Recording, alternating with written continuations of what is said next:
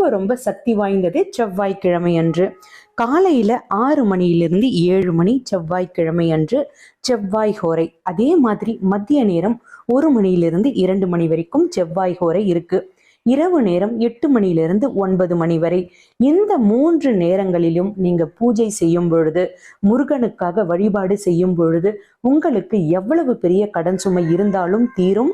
ஓம் சரவண பவ இந்த பிரணவ மந்திரத்திற்கு மேல இதை ஒரு கோலமாக கூட நீங்க போட்டுக்கலாம். இதற்கு மேல 6 வெற்றிலை வைத்து 6 அகல் வைத்து பசுனை ஊற்றி பஞ்சுத்திரி போட்டு தீபம் ஏத்தலாம். அப்படி இல்லைன்னா 6 வெற்றிலையும் ஒரே மாதிரி மயில் தோகை மாதிரி வைத்து அதற்கு நடுவுல ஒரே ஒரு அகல் வைத்து பசுனை ஊற்றி பஞ்சுத்திரி போட்டு முருகர் படத்திற்கு முன்பாகவோ விக்கிரகத்திற்கு முன்பாகவோ உட்கார்ந்து நீங்க வேண்டணும்.